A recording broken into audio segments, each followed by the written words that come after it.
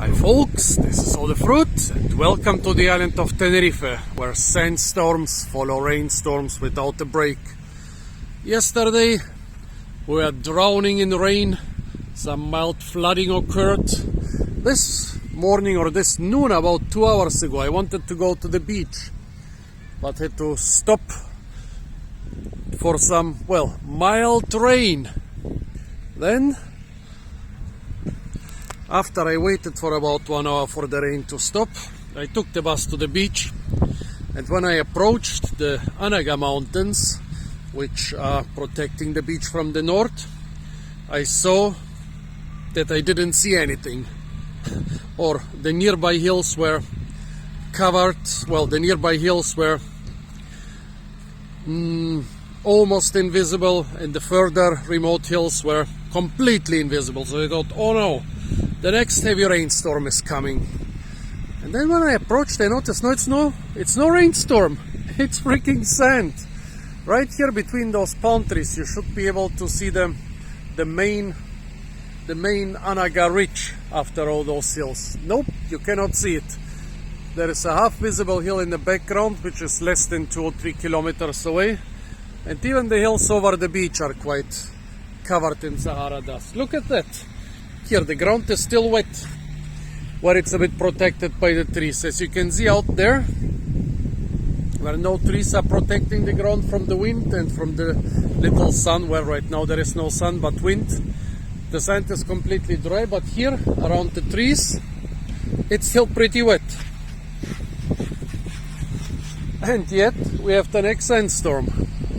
Well, the climate of the Canary Islands is basically defined and dominated by the trade winds, and exactly the trade winds were the winds that brought us those storms and even the mild rain today.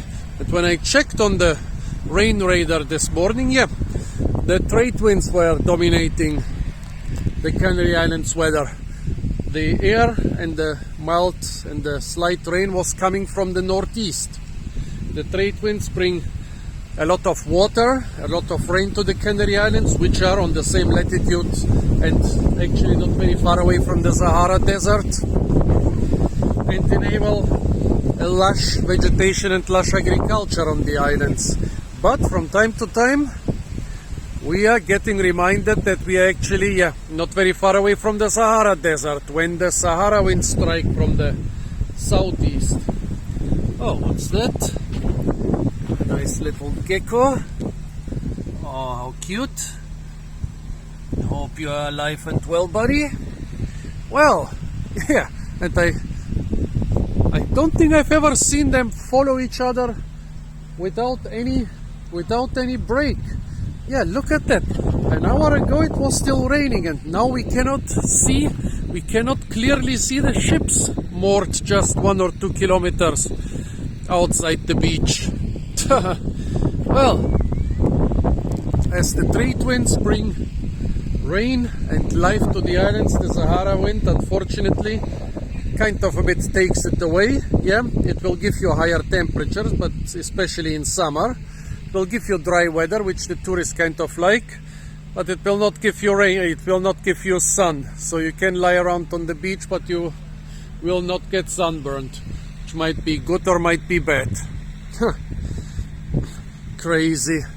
I hope this Kalima is not as bad as the 1.5 weeks ago, where some people were having breathing problems and you couldn't see half a kilometer away, and actually it was pretty bad for the agriculture. So a lot of destroyed or damaged banana plants. Well folks, I just wanted to show you how quick the sandstorms can follow the rainstorms here. The sandstorms are coming even before the dry air can dry out the moisture from the last rain. Stay tuned for a lot more fruit videos from the beautiful island of Tenerife. And of course, don't forget to like, share, comment and subscribe.